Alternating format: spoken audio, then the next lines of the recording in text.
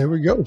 You know, I got a prediction. I ain't telling nobody. I got a feeling when it's going to go down. But it's going to go down this year. It's going to happen. All right. Yeah, he can get a shot. And that's all you can ask for as a player. All you can ask for is the opportunity, right? Tell me this, because this was all over the media, because I know y'all keep it a buck. That's why I love y'all to life. Yes. They made a big deal out of Philly called us on draft day. Okay. They didn't mention that. I just let a cat out of the bag. I didn't know that. Yeah, okay. The NFL is built on secrets. Draft boards locked away behind closed doors. Phone calls that never make the headlines. Promises whispered in the ears of young stars before they even step onto the field. But every now and then, one of those secrets escapes. And when Deion Sanders opened his mouth, the football world stopped in its tracks.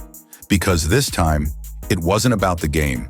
It was about Shedeur Sanders, about his future, about the way teams tried to play him before he even took his first NFL snap, and about how one decision, just one, might change the entire course of his career. Draft day, the cameras are flashing, analysts are screaming their hot takes, fans are glued to their TVs. Everyone is wondering the same thing. Where will Shedeur Sanders land? The son of Coach Prime, the quarterback who lit up college football with swagger and precision. Some said he'd go first round, some said he'd slide. But behind the scenes, the phones were ringing, and two names stood out above the rest: the Baltimore Ravens and the Philadelphia Eagles. Cam Newton can be absolutely right that Baltimore is the better situation. Yet none of us can look at Shedeur Sanders and find extreme fault with his position. Lamar Jackson, let's not talk about him like he's a quarterback and stop there. He's a superstar. Two-time league MVP. Now let's pause here, because these aren't small market teams looking for a flyer. These are two of the NFL's biggest brands. Two teams with superstar quarterbacks locked into massive contracts. Lamar Jackson in Baltimore, Jalen Hurts in Philly, both young, both elite, both signed to long-term mega deals worth over $200 million. On paper, it made no sense. Why would they even call? Why would a team with a franchise quarterback already in place want Shedeur Sanders? The answer is darker than most fans want to admit. I played for Baltimore, so me and Ozzie are cool. So we understood that whole conversation, and he wanted to talk to Shedeur as well as he wanted to talk to me. And I put Shedeur on the phone, and Shedeur, I don't want to say how it went, but how in the world can somebody fault him for saying or thinking, why in the world would I go back up Lamar for 10 more years? For sure. I've never sat on the bench and said, well, I learned a lot today. When Deion Sanders sat down on the New Heights podcast with Jason and Travis Kelce, he let the cat out of the bag. Philly called, Baltimore called, but Shedeur wasn't interested, especially not in Baltimore. And Deion made it crystal clear why. How in the world can somebody fault him for saying or thinking, why in the world would I go back up Lamar for 10 more years? Those were Prime's exact words. No filter, no hesitation. Because to Shedeur, the idea of being buried behind Lamar Jackson was an opportunity. It was a prison sentence. And let's be real, he was right. Lamar isn't going anywhere. The Ravens just handed him a 5-year, $260 million contract. He's locked in through 2027. He's in his prime. He's beloved in Baltimore. You think the Ravens are drafting Shedeur Sanders to hand him the keys? They would draft him to hold him, to keep him waiting, to use him as leverage when contract negotiations came up again, because that's how the NFL works. Young talent becomes a bargaining chip, and Shedeur saw straight through it. The same goes for Philadelphia. Jalen Hurts just signed his own monster deal.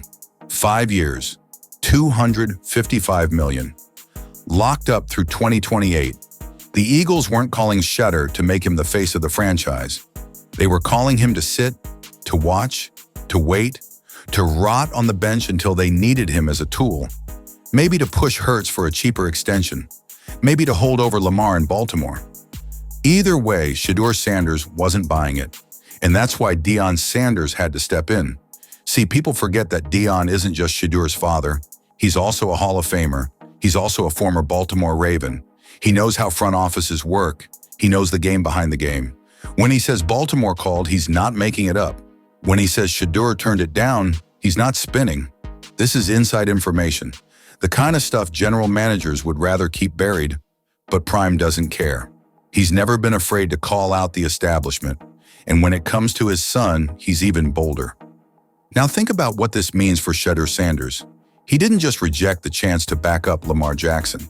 He rejected the entire idea that he had to sit quietly and wait his turn, that he had to waste years of his career holding a clipboard while somebody else got the spotlight. This is the new generation of quarterbacks. They aren't satisfied with maybe later. They aren't interested in learn from the sideline. They want the stage. They want the ball. They want it now.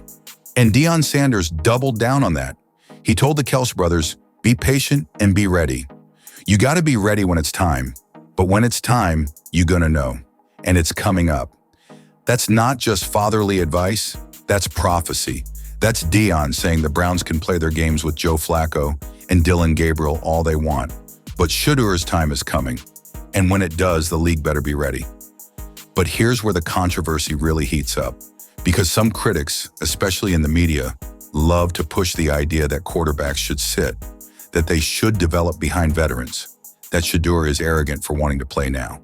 But Deion crushed that narrative in one sentence. When haven't the pros ever developed anybody? It don't happen very often. By the time you get to the NFL, they expect you to know what you need to do. And he's right. The NFL is not a developmental league. It's sink or swim. If you're drafted, they expect you to produce. Nobody's teaching you how to be a pro. Nobody is holding your hand. You either prove it or you're replaced. So why should Shedeur waste his prime years sitting behind someone else? Why should he waste his talent as a backup when the league isn't even set up to develop backups? That's the point Deion hammered home. And it's the point so many analysts missed. Shedeur Sanders doesn't want handouts. He doesn't want sympathy. He wants opportunity. And he knows if you're not in the game, you're not getting better. Now let's talk about the Browns, because this is where things get really sticky. Shedeur ends up in Cleveland, drafted in the 5th round, stuck behind Joe Flacco, a 40-year-old veteran, and Dillon Gabriel, a rookie without Shedeur's pedigree. Some say this is a blessing. He gets to learn. He gets to grow.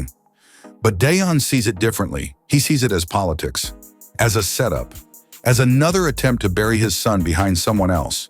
And now, by speaking out on new heights, he's putting the Browns on notice. Make no mistake, this wasn't just a father talking about his son. This was a warning shot, a message to the league. Stop playing games with Shedeur Sanders. Stop trying to stash him away. Stop trying to use him as leverage. Because he's not here to hold a clipboard. He's here to take over. And if Cleveland won't give him that chance, someone else will. And let's be real, the fans know it too. Every time Shedeur takes the field, even in practice, the buzz grows louder.